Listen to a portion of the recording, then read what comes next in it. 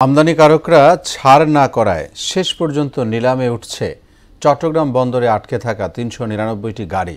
এগুলো বিক্রির জন্য ইতোমধ্যেই চট্টগ্রাম কাস্টমস হাউজে হস্তান্তর করেছে বন্দর কর্তৃপক্ষ, যার মধ্যে এমপিদের নামে শুল্কমুক্ত কোটায় আনা ২১ কোটি টাকা মূল্যের দুটি বিলাসবহুল গাড়িও রয়েছে। মূল্যবান গাড়িগুলো স্ক্র্যাপ হওয়া থেকে বাঁচাতে নিলাম প্রক্রিয়া সহজ করার আহ্বান জানিয়েছেন সংশ্লিষ্টরা। চট্টগ্রাম ব্যুরো থেকে রিয়াজ উদ্দিনের তথ্যে আরও জানাচ্ছেন সুরাইয়া মুন্নি। আমদানির পর ইয়ার্ডে রাখার নির্ধারিত সময়সীমা ৩০ দিনের বেশি অতিবাহিত হওয়ায় চট্টগ্রাম বন্দর থেকে ৩৯৯টি গাড়ি কাস্টমসের কাছে হস্তান্তর করেছে বন্দর কর্তৃপক্ষ।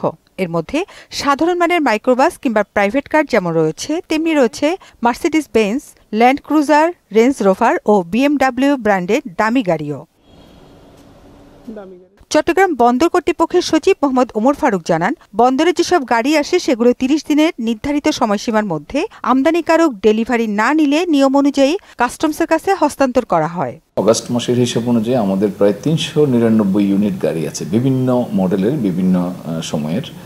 তো এগুলো আমরা প্রতি মাসেই আমরা কাস্টমস কর্তৃপক্ষকে চিঠি দেই, আমরা আহ্বান জানাই যেন এগুলো দ্রুত অকশন করে আমাদের জায়গাটা ক্লিয়ার করা হয়। একদিকে জায়গা অকুপাই করে রাখে, অন্যদিক দিয়ে ধরেন আমাদের চট্টগ্রাম বন্দর আর্থিকভাবেও লুজার হয়। চট্টগ্রাম কাস্টমস হাউসের উপকমিশনার জানান, বন্দর কর্তৃপক্ষ যে গাড়িগুলো নিলামের নির্দেশ দিয়েছে সেগুলো শিডিউলভুক্ত করে ইতিমধ্যে নিলাম বিজ্ঞপ্তি প্রকাশ করা হয়েছে।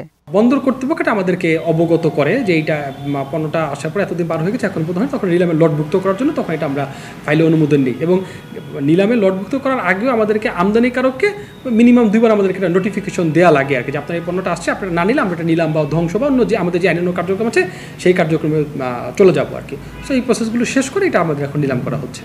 নিলাম প্রক্রিয়াধীন ল্যান্ড ক্রুজারটি 2022 সালে একজন সংসদ সদস্যের নামে এবং মার্সিডিজ বেঞ্জটি জেসি ট্রেডিং নামে ঢাকার একটি প্রতিষ্ঠানের নামে আমদানি করা হয় বলে জানা গেছে।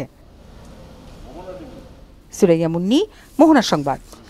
সুদবিহীন ব্যাংকিংয়ে আত্মশুদ্ধির পথ NRBC ব্যাংকের ইসলামিক ব্যাংকিং আল আমিন।